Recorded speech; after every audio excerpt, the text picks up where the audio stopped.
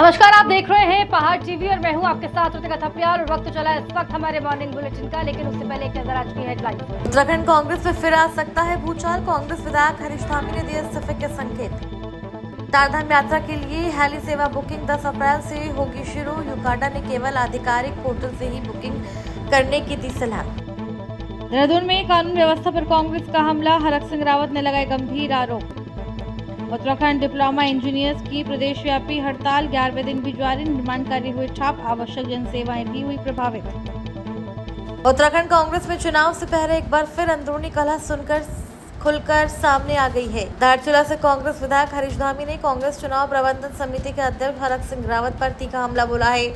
Social media पर साझा किए गए बयान में हरीश धामी ने हरक सिंह रावत के बयान को निंदनीय बताते हुए 2016 के घटनाक्रम का जिक्र किया और उन पर पार्टी को नुकसान पहुंचाने के आरोप लगाए। हरीश धामी ने अपने समर्थकों से पूर्व मुख्यमंत्री हरीश रावत के सम्मान में सामूहिक इस्तीफे की बात तक कह दी, जिससे सियासी हलचल और तेज हो गई। इस बयान के बाद कांग्रेस के भीतर गुटबाजी एक बार फिर खुलकर सामने आ गई है और माना जा रहा है कि आने वाले समय में ये विवाद और गहरा सकता है। उत्तराखंड में चारधाम यात्रा की तैयारियों के बीच हेलीकॉप्टर सेवाओं की ऑनलाइन बुकिंग को लेकर बड़ा अपडेट सामने आया है। साथ ही बता दें कि चारधाम यात्रा के लिए हेलीकॉप्टर सेवाओं की ऑनलाइन बुकिंग 10 अप्रैल से शुरू की जाएगी। यात्री अपनी सीटें केवल आधिकारिक पोर्टल के माध्यम से ही बुक कर सकेंगे, जिसका संचालन IRCTC द्वारा किया जाता है। उत्तराखंड नागरिक उड्डयन विकास प्राधिकरण यानी यूकाडा ने इस वर्ष केदारनाथ धाम के लिए हेली सेवाओं के संचालन हेतु 8 कंपनियों को अनुमति दी है। इन सेवाओं के जरिए श्रद्धालुओं को यात्रा में काफी सुविधा मिलने की उम्मीद है। यूकाडा के CEO डॉक्टर आशीष चौहान ने यात्रियों से अपील की है कि वो केवल आधिकारिक वेबसाइट से ही बुकिंग करें और किसी भी अनाधिकृत एजेंट के दलाल से सावधान रहें। अभी हम लोगों की आज IRCTC के साथ मीटिंग है और हम जल्दी ये ट्राई करेंगे कि हमारी ऑनलाइन बुकिंग स्टार्ट हो जाए और ये ऑलमोस्ट 10 अप्रैल के आसपास स्टार्ट होने की संभावना लग रही है मुझे। और जो ऑथेंटिक वेबसाइट है या जो आधिकारिक वेबसाइट अगर हम बात करें तो वो heliyatra.irctc.co.in रहेगी और इसी से टिकट्स लिए जाने का मेरा यात्रियों से अनुरोध रहेगा। अगर किसी अन्य माध्यम से कोई सोशल मीडिया पे टिकट या फेक टिकटिंग जैसी कंडीशंस आती हैं तो हम उसको स्ट्रिक्टली उधम सिंह नगर खटीमा में पत्रकार पर दर्ज मुकदमे के विरोध में प्रेस क्लब ने जोरदार प्रदर्शन किया। आपको बता दें कि रसोई गैस की किल्लत से जुड़ी खबर प्रकाशित करने पर पत्रकार दीपक फुलेरा के खिलाफ दर्ज मुकदमे के विरोध में कुमायूं युवा प्रेस क्लब के पदाधिकारियों और पत्रकारों ने प्रदर्शन किया और इस दौरान जिलाधिकारी उधम सिंह नगर को संबोधित ज्ञापन सौंपकर मुकदमे को तत्काल वापस लेने और मामले की निष्पक्ष जांच कराने की मांग की गई। केंद्रीय अध्यक्ष सौरभ गंगवार ने कहा कि पत्रकार पर दर्ज मुकदमा पत्रकारिता की स्वतंत्रता पर हमला है और ये कार्रवाई राजनीतिक दबाव में की गई प्रतीत होती है। वहीं केंद्रीय महामंत्री हरविंदर सिंह चावला ने चेतावनी दी कि अगर पत्रकारों को दबाने की कोशिश जारी रही तो आंदोलन को और तेज किया जाएगा। आज हम सभी पत्रकार साथी युवा प्रेस क्लब तरफ से हमने आज जिलाधिकारी महोदय को एक ज्ञापन दिया है। जो हमारे पत्रकार साथी खटीमा के हैं दीपक फुलेरा जी, उन पे क्या कहते हैं एक खबर प्रकाशित की थी उन्होंने, जो गैस की कालाबाजारी चल रही है, जो पूरे जिले में नहीं पूरे उत्तराखंड में पूरे भारत में चल रही है और जो पत्रकारों को दिखा रहे हैं, लेकिन एक तानाशाही रवैया चल रहा है कि कोई भी पत्रकार के खिलाफ तहरीर दे रहा है और प्रशासन उसमें मुकदमा दर्ज कर ले रहा है। ये मतलब कि हिटलर शाही हो गई है। आज देश आज़ाद हो गया है, लोकतंत्र है, लेकिन ऐसे छुटभैया नेता जो भाजपा में पद लेके बैठे पड़े हैं और उनकी तहरीर पर अगर प्रशासन मुकदमा दर्ज कर लिया है तो ये एक निंदा का विषय है। हमारे धामी जी हैं और जवान मुख्यमंत्री हैं, हमारे ऐसे मुख्यमंत्री हैं जिनका मीडिया प्रेमी है। वो पूरी सभा में मीडिया को आवाज़ लेके नाम के लिए पत्रकार को बुलाते हैं कि आप आइए, लेकिन उन्हीं के गृह क्षेत्र में, उन्हीं के जनपद में, उन्हीं के खटीमा विधानसभा में एक पत्रकार पर मुकदमा दर्ज किया जा रहा है। तो हम क्या कह सकते हैं? एक तरफ तो CM साहब मीडिया प्रेमी दिखाते हैं और उन्हीं के छुटभैया नेता कहूँगा मैं, उन्हीं के छुटभैया नेता तहरीर देके हमारे पत्रकार साथी पे मुकदमा दर्ज कराते हैं। इसकी मैं घोर निंदा करता हूँ। आज हमने कुमायूं प्रेस क्लब से एक ज्ञापन दिया जिलाधिकारी महोदय जी को। जिलाधिकारी महोदय से हमने मांग की है कि ये मुकदमा निरस्त किया जाए, क्योंकि इस तरह के फर्जी मुकदमे पत्रकार नहीं सहेंगे। पत्रकार लोकतंत्र का चौथा स्तंभ है, हर गरीब की आवाज़। उधम सिंह नगर के गदरपुर क्षेत्र में वन विभाग जंगलों को आग से बचाने के लिए पूरी तरह सतर्क हो गया है। टांडा रेंज में इस वर्ष जंगलों में आग की घटनाओं को रोकने के लिए व्यापक तैयारियां की गई हैं। रेंजर रूप नारायण गौतम ने बताया कि हर साल आग लगने से वन संपदा के साथ साथ वन्य जीवों को भी भारी नुकसान होता है। इस बार वन विभाग ने पहले से ही तैयारी करते हुए जगह जगह फायर लाइन बनाई है। कर्मचारियों की ड्यूटी तय की गई है और निगरानी व्यवस्था को मजबूत किया गया है। रेंजर ने ये भी बताया कि कई बार लोग मधुमक्खी के छत्ते तोड़ने के लिए आग का इस्तेमाल करते हैं, जो बाद में विकराल रूप ले लेती है और पूरे जंगल को अपनी चपेट में ले लेती है। उन्होंने आम जनता से अपील की है कि जंगलों में आग लगाने से बचें और किसी भी आग की घटना की तुरंत सूचना वन विभाग को दें ताकि समय रहते उस पर काबू पाया जा सके। 15 फरवरी से हमारा फायर सीजन शुरू हो गया है और वनों को आग से कैसे बचाया जाए इस संबंध में व्यापक स्तर पर तैयारियां की गई हैं। आप देख रहे होंगे पूरे जो वन मार्ग हैं, वन मोटर मार्ग हैं, इनको चारों तरफ फायर लाइनें काटी गई हैं और पर डे ड्रिल हो रही है। जो पत्तियां गिर रही हैं उसको जलाया जा रहा है। अंदर के जो जंगल हैं जहाँ पर नए प्लांटेशन हुए हैं उसके चारों तरफ फायर लाइन काटी गई हैं, उसको फायर लाइन को सफाई करके उसको जलाया जा रहा है। और सबसे बड़ी बात आपको बता दूँ, इस बार आग को आपदा घोषित कर दिया सरकार ने। तो आपदा में हमारे और भी डिपार्टमेंट हैं जो हमारा सहयोग करेंगे, जो PWD है, सिंचाई है, इरिगेशन है और ये पुलिस है, SDRF है, ये सब मिलकर इस आग को कंट्रोल करने में हमारे साथ होंगे। तो निश्चित तौर पर हम कह सकते हैं इस बार आग अगर लगेगी तो हम बहुत जल्दी इस पर काबू पा लेंगे। मसूरी में आयोजित प्रशिक्षण कार्यशाला में कैबिनेट मंत्री गणेश जोशी ने 2027 चुनाव को लेकर कार्यकर्ताओं को खास संदेश दिया। पंडित दीनदयाल उपाध्याय प्रशिक्षण महाअभियान के तहत आयोजित कार्यशाला में गणेश जोशी ने भाजपा की नीतियों और केंद्र और राज्य सरकार की योजनाओं को घर घर तक पहुंचाने का आह्वान किया। उन्होंने कहा कि मजबूत नेतृत्व के कारण भाजपा विश्व की सबसे बड़ी पार्टी बनी है और प्रधानमंत्री नरेंद्र मोदी और मुख्यमंत्री पुष्कर सिंह धामी के नेतृत्व में देश प्रदेश तेजी से विकास कर रहा है। उन्होंने कार्यकर्ताओं से बूथ स्तर पर संगठन को मजबूत करने की अपील करते हुए 2027 में दोबारा भाजपा सरकार बनने का भरोसा जताया है। विश्व की सबसे बड़ी लोकतांत्रिक पार्टी है। भारतीय जनता पार्टी में समय समय पर कार्यकर्ताओं को पार्टी की रीति व कार्यक्रम की जानकारी के लिए सरकार के अभियान लगातार चलते रहते हैं। अभी पंडित दीनदयाल उपाध्याय प्रशिक्षण महाअभियान पूरे देश में चल रहा है। आज मसूरी विधानसभा में मसूरी मंडल का प्रशिक्षण अभियान चलते यहाँ पर चल रहा है, जिसमें कई विषयों की जानकारी हमारे कार्यकर्ताओं को दी गई है।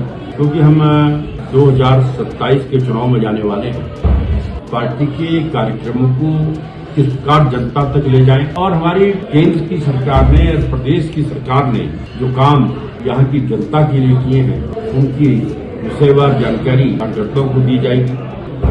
और अनुशासन ये हमारी पार्टी का एक बहुत बड़ा मंत्र। नैनीताल जिले के ग्राम सभा पतलिया कप्तानगंज में हनुमान जन्मोत्सव के उपलक्ष्य पर संगीत में 51 बार हनुमान चालीसा पाठ का आयोजन किया गया।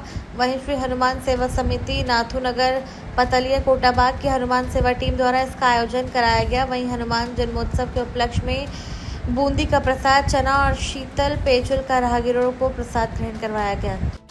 इस बार विगत वर्षों की भांति इस वर्ष भी हमने हनुमान जन्मोत्सव का आयोजन किया। तृतीय हनुमान जन्मोत्सव हमारा है और हमने श्री हनुमान सेना ने इस बार नाथूनगर ग्राम सभा पतलिया ग्राम सभा में हनुमान जन्मोत्सव का आयोजन किया है और जिसमें 51 हनुमान चालीसा के पाठ किए गए हैं और चने का प्रसाद और बूंदी का प्रसाद और संग में ठंडाई का प्रसाद हमने दिया है। और भगवान हनुमान सब पे कृपा बनाए रखें, इसी कामना के साथ। रानीखेत के भिकियासैंड ब्लॉक स्थित राजकीय उच्च माध्यमिक विद्यालय सिरमौली में वन विभाग द्वारा ओट दिवस का आयोजन किया गया। प्रभागीय वनाधिकारी भूमि संरक्षण रानीखेत संतोष कुमार पंत के निर्देश पर आयोजित इस कार्यक्रम की अध्यक्षता वन क्षेत्राधिकारी ताड़ीखेत कुंदन सिंह बिस ने की। इस दौरान स्कूली बच्चों को वनाग्नि के प्रति जागरूक करते हुए उसके दुष्प्रभाव और बचाव के उपायों की जानकारी दी गई। वन विभाग की टीम ने ताड़ीखेत रेंज के विभिन्न वन पंचायत क्षेत्रों में भी लाउडस्पीकर के माध्यम से ग्रामीणों को जागरूक किया गया। अधिकारियों ने बताया कि जंगल हमारी अमूल्य संपत्ति है और उनकी सुरक्षा करना हम सभी की जिम्मेदारी है। कार्यक्रम में वक्ताओं ने कहा कि वनाग्नि से न केवल जंगलों को नुकसान होता है बल्कि पर्यावरण, वन्यजीव और मानव जीवन भी प्रभावित होता है। आज प्रभागी वनाधिकारी भूमि संरक्षण की निर्देशानुसार ताड़ीखेत वन क्षेत्र अंतर्गत सिरमौली राजकीय उच्चतर माध्यमिक विद्यालय सिरमौली में और दिवस का आयोजन किया गया, जिसमें सभी वर्गों ने प्रतिभाग किया, जिसमें ग्रामीणों ने, सरपंचों ने, प्रधानों ने, वो ग्राम विकास अधिकारी ने तथा अन्य लोगों ने भी प्रतिभाग किया, जिसका उद्देश्य रहा कि और दिवस मना के हम लोगों आज ओण दिवस के अवसर पर राजकीय उच्चतर माध्यमिक विद्यालय सिरमौली में सभी सरपंचों, मातृशक्ति और सभी युवाओं द्वारा ओण दिवस मनाया गया और शपथ ली गई कि हम वनों में वनाग्नि की जो घटनाएं हैं उसको न्यून से न्यून करने की कोशिश करेंगे और साथ ही वन क्षेत्राधिकारी ताड़ीखेत और क्षेत्र के हमारे जो युवा जुझारू साथी हैं उन्होंने भी शपथ ली है कि हम वन हैं तो हमें वनाग्नि से वनों की सुरक्षा सुदृढ़ीकरण में एक अहम भूमिका इस बार निभाएंगे और क्षेत्र में जो वनाग्नि की घटना है उसको न्यून से न्यून करने की कोशिश करेंगे। नैनीताल के प्रसिद्ध मां नैना देवी मंदिर समेत विभिन्न धार्मिक स्थलों पर हनुमान भक्तों ने पूजा अर्चना कर सुंदरकांड और हनुमान चालीसा का पाठ किया। इस दौरान स्थानीय लोगों के साथ बड़ी संख्या में पर्यटक भी मंदिरों में पहुंचे और भक्ति में लीन नजर आए। हनुमान जन्मोत्सव के अवसर पर भंडारे का आयोजन भी किया गया। रामसेवक सभा, हनुमानगढ़, कैंचीधाम सहित कई स्थानों पर श्रद्धालुओं की भारी भीड़ देखने को मिली। पूरा क्षेत्र भक्ति गीतों और जयकारों से गूंजता रहा। इस मौके पर डीएसबी कॉलेज के निदेशक प्रोफेसर ललित तिवारी ने कहा कि हनुमान जी का स्मरण करने से सभी कष्ट और पीड़ाएं दूर होती हैं। उन्होंने बताया कि हनुमान जन्मोत्सव चैत्र मास की पूर्णिमा को मनाया जाता है और ये दिन शक्ति, भक्ति और साहस का प्रतीक है।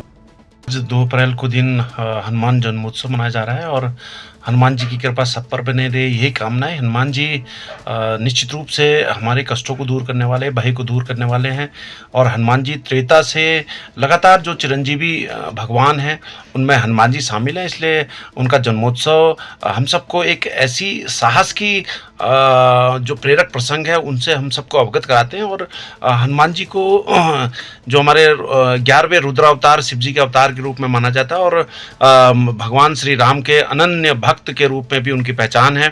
तुलसीदास ने 40 दिन में 40 दोहे लिखे और हनुमान चालीसा लिखकर हनुमान जी की जो गाथा है उसको हम सबके बीच में प्रस्तुत। राजधानी देहरादून में बिगड़ती कानून व्यवस्था पर कांग्रेस ने सवाल उठाए हैं। देहरादून में कांग्रेस के चुनाव प्रबंधन समिति के अध्यक्ष हरक सिंह रावत ने शासन प्रशासन पर गंभीर आरोप लगाए हैं। उन्होंने कहा कि राजधानी में लगातार हो रही अप्रिय घटनाएं पुलिस की सख्ती की कमी को दर्शाती है। हरक सिंह रावत ने राजपुर रोड और देहरादून पांवटा साहिब हाईवे का जिक्र करते हुए कहा कि पहले भी बार और पब थे लेकिन अब हालात बिगड़ते जा रहे हैं। उन्होंने आरोप लगाया कि हाईवे किनारे खड़ी बाहरी राज्यों की गाड़ियों से ये साफ होता है कि क्षेत्र में अवैध प्रॉपर्टी डीलिंग बढ़ रही है। उन्होंने कहा कि यह स्थिति केवल देहरादून तक सीमित नहीं है बल्कि हरिद्वार जैसे क्षेत्रों में भी भू माफिया और खनन माफिया सक्रिय हो गए हैं, जिसका असर कानून व्यवस्था पर पड़ रहा है। बाहर तो पहले भी थे, राजपुर में बाहर पहले भी थे, लेकिन ये कहीं ना कहीं पुलिस की जो सख्ताई नहीं है, ये एकाएक जो ये कुछ समय से ये 5, 7, 10 महीनों में मैं देख रहा हूँ। अगर आप माफ करना, आप अगर इस एक्स पांवटा साहिब के लिए रोड बनी, एक्सप्रेस रोड बनी, आप इससे जाओ पांवटा साहिब तक तो आपको हर खेतों में 5-7 गाड़ियां दिखाई देंगी, तो समझ में आ जाता है ये प्रॉपर्टी डीलिंग हो रही है। अब ये अचानक ऐसा, आप कहीं जाओ, आप कहीं भी जाओ तो आपको 2-4 गाड़ियां जो है दिल्ली यूपी नंबर की और दिल्ली नंबर की, हरियाणा नंबर की 2-4 गाड़ियां आपको हर जगह दिखाई दे। आपको हरिद्वार में जाओ, ये अचानक, पहले भी प्रॉपर्टी डीलिंग होती थी लेकिन मैं ये समझ में नहीं आ रहा कि अचानक, मतलब मैं परसों सहसपुर जा रहा था, बाएं भी दाएं भी हर दूसरे तीसरे खेत में 2-4 गाड़ियां खड़ी दिख रही और कोई HR नंबर की थी, कोई यूपी नंबर की थी, कोई दिल्ली नंबर की थी, 1-8 गाड़ी उनमें उत्तराखंड नंबर की भी थी। तो ये कहीं ना कहीं ये जो भूमाफियाओं का और खनन के पट्टे जिस तरह हुए हैं, ये कहीं ना कहीं मैं जो आज बता रहा हूँ ये कहीं ना कहीं उसका परिणाम, ये जो हो रहा है माहौल खराब हुआ है, कहीं ना कहीं इसके पीछे सारा उसका परिणाम। देहरादून में एसएसपी के निर्देश पर ऑपरेशन प्रहार के तहत पुलिस ने संदिग्ध गतिविधियों पर शिकंजा कसते हुए देर रात तक सघन चेकिंग और छापेमारी अभियान चलाया। एसपी सिटी के नेतृत्व में पटेल नगर और बाजार चौकी क्षेत्रों में अलग अलग पुलिस टीमों ने व्यापक चेकिंग अभियान चलाया। इस दौरान संदिग्ध गतिविधियों में लिप्त लोगों के ठिकानों पर औचक छापेमारी की गई। कार्रवाई में 11 वारंटी अभियुक्तों को गिरफ्तार किया गया। वहीं ड्रंक एंड ड्राइव के मामलों में 3 गाड़ियां सीज कर चालकों को गिरफ्तार किया गया। इसके अलावा बिना सत्यापन बाहरी लोगों को किराए पर रखने पर 15 मकान मालिकों का चालान भी किया गया। पुलिस ने सार्वजनिक स्थानों पर शराब पीते पाए गए 70 लोगों को पकड़कर थाने लाया और उनके खिलाफ पुलिस एक्ट के तहत कार्रवाई की। यातायात नियमों के उल्लंघन पर 143 वाहन चालकों को चालान करते हुए 86,000 रुपये का जुर्माना वसूला गया। मसूरी में नगरपालिका की प्रस्तावित नए लाइसेंस और पंजीकरण व्यवस्था को लेकर व्यापारियों में नाराजगी बढ़ गई है। Mussoorie traders and welfare association के अध्यक्ष रजत अग्रवाल के नेतृत्व में व्यापारियों ने पालिका अध्यक्ष मीरा सकलानी को ज्ञापन सौंपकर विरोध जताया। व्यापारियों का कहना है कि वो पहले से ही कई तरह के लाइसेंस, टैक्स और नियमों का बोझ उठा रहे हैं। ऐसे में नई शुल्क व्यवस्था छोटे व्यापारियों के लिए बहुत मुश्किल खड़ी कर सकती है। उन्होंने चेतावनी दी है कि अगर प्रस्ताव वापस नहीं लिया गया तो आंदोलन किया जाएगा। वहीं पालिका अध्यक्ष मीरा सकलानी ने स्पष्ट किया कि कोई नया टैक्स नहीं लगाया जा रहा है, बल्कि शहर के सभी व्यावसायिक प्रतिष्ठानों का डेटा एकत्र करने के लिए ये प्रक्रिया शुरू की जा रही है। साथ ही अतिक्रमण कर व्यवसाय करने वालों की पहचान भी की जाएगी। पालिका प्रशासन का कहना है कि सभी पक्षों से राय लेने के बाद ही आगे की कार्रवाई होगी। जो बोर्ड बैठक हुई नगर पालिका की, जो 5वीं बोर्ड बैठक थी, उसमें प्रस्ताव आया। उस प्रस्ताव के अंतर्गत हर व्यापारी पे, होम स्टे स्वामी पे, होटल स्वामी पे, ढाबे वाले पे, रेस्टोरेंट वाले पे, हलवाई पे, दुकानदार पे, डेयरी संचालक पे, हर प्रकार के व्यापारी पर, चाहे वो कोई भी व्यापार करता है मसूरी नगर पालिका क्षेत्र के अंतर्गत, उस पर एक टैक्स, एक फीस या एक पंजीकरण लाइसेंस की बात करी गई। इसका अभी पूरा खाका तैयार नहीं है, पर जितना हमने बोर्ड मीटिंग में सुना उससे हमारे व्यापारियों में काफ़ी रोष था और हमने आज कल भी हमने विरोध करा और आज भी एक ज्ञापन के द्वारा माननीय अध्यक्षा नगर पालिका परिषद को एक ज्ञापन देकर प्रेषित करा, जिसमें ये साफ करा कि इस प्रकार के टैक्स की, पंजीकरण की, लाइसेंस की कोई इसमें आवश्यकता इस समय नहीं है। कल एक मुद्दा बोर्ड की बैठक में आया था एक एजेंडे में कि पालिका के पास जो जितनी भी यहाँ पे शहर के अंदर कमर्शियल प्रॉपर्टीज है उसका कोई रिकॉर्ड नहीं, तो वो रिकॉर्ड रखने के लिए एक व्यवस्था होनी चाहिए कि जितनी भी कमर्शियल प्रॉपर्टीज है वो यहाँ से उनको पालिका का एक लाइसेंस जारी होना चाहिए और उसमें किसी भी तरीके के कोई शुल्क लगाने की बात तो बोर्ड के अंदर उठी ही नहीं, क्योंकि पूरी मीडिया यहाँ पे बैठी हुई थी। फिर भी मुझे नहीं मालूम कि सोशल मीडिया के माध्यम से क्यों ये गलत मैसेज हमारे व्यापार भाइयों तक गया है, मुझे नहीं मालूम। लेकिन मैं आप लोगों के माध्यम से बिल्कुल साफ करना चाहती हूँ कि पालिका की आय बढ़ाने के मकसद से ये प्रस्ताव बिल्कुल नहीं रखा गया है और किसी शुल्क की बात भी बोर्ड के अंदर नहीं हुई है और हमारा ऐसा कोई मकसद भी नहीं है। खटीमा के बानूसी टोल प्लाजा पर प्रतिबंधित चर्बी ले जाने की सूचना पर हिंदूवादी संगठनों ने कैंटर को घेर लिया। इस दौरान गुस्साए लोगों ने चालक की पिटाई कर दी और वाहन में तोड़फोड़ भी की। हंगामा उस वक्त और बढ़ गया जब कैंटर में प्रतिबंधित मांस होने की भी आशंका जताई गई, जिसके बाद बड़ी संख्या में लोग मौके पर जुट गए और माहौल तनावपूर्ण हो गया। सूचना मिलते ही तहसीलदार वीरेंद्र सजवान, नगर पालिका अधिशासी अधिकारी प्रियंका आर्य और भारी पुलिस बल मौके पर पहुंचा। पुलिस ने स्थिति को काबू में लेते हुए चालक को हिरासत में ले लिया। कैंटर की तलाशी में 196 कनस्तर संदिग्ध चर्बी बरामद हुई।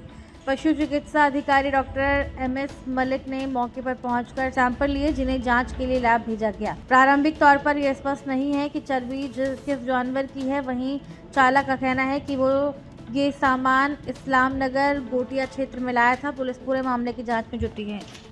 अभी क्लियर नहीं हुआ है कि कहाँ से मिली, कहाँ को जा रही है। अभी गाड़ी हमें यहाँ पे खड़ी हुई मिली है। अभी इसके जांच के लिए हमने भेजा है। होगा कि क्या है क्या नहीं। स्लाटर हाउस अभी चालू ही नहीं हुआ है। स्लाटर हाउस को अभी वर्क ऑर्डर भी जारी नहीं किया गया है नगर पालिका खटीमा से। आज विश्व हिंदू परिषद और बजरंग दल द्वारा सूचना दी गई, उसके उपरांत हम यहाँ पे आए तो आपके द्वारा अवैध रूप से ले जाया जा रहा कुछ सामान जो कि संदिग्ध प्रतीत हो रहा है और जिसमें पशुपालन विभाग की टीम आई थी, उनके द्वारा सैंपल लिया गया है और सैंपल भेजेंगे। प्रथम दृष्टता जो है ये अवैध रूप से कोई पशुओं की ही चर्बी या अन्य जो उनके दुष्टाय होता है वही प्रतीत हो रहा है। 4 बजे मेरे पास पुलिस विभाग से फ़ोन आया था कि ऐसे करके इन्होंने एक गाड़ी यहाँ पकड़ी है, उसमें केवल कुछ 150 या 160 कंटेनर हैं, उसमें चर्बी भरी हुई है, सिर्फ चर्बी है, मांस नहीं है और स्किन वगैरह भी नहीं है इसमें। तो फिलहाल जो भी नियमानुसार कार्रवाई है सैम्पलिंग की वो मेरे द्वारा की गई है और सैंपल लेके मैंने पुलिस विभाग को सौंप दिया है कि वहाँ जाँच शायद इसकी फैट की नहीं हो पाती है। ये डालडा नहीं है, इसमें गाय का मांस को गला के और उसमें आप स्पष्ट देख सकते हैं उसमें बीच बीच में चर्बी है और गौवंश को काट के जगह जगह से इकट्ठा करके टुकटुकों में भर के टुकटुक से ला के एक जगह पे जहाँ से लोड होता है वहाँ से इस कैंटर में लादा गया। और ये हमें सूचना पिछले 1.5 महीने से थी। 1.5 महीने से हमारे पास बिल्कुल इन्फॉर्मेशन पूरी थी कि ये उस जगह से गौ तस्करी ये लोग कर रहे हैं, लेकिन हमें गौ तस्करी की सूचना थी, लेकिन आज हमने गौ मांस पकड़ा है, गाय। इस वक्त के बुलेटिन में केवल इतना ही। बने रहिए हमारे साथ, देखते रहिए पहाड़।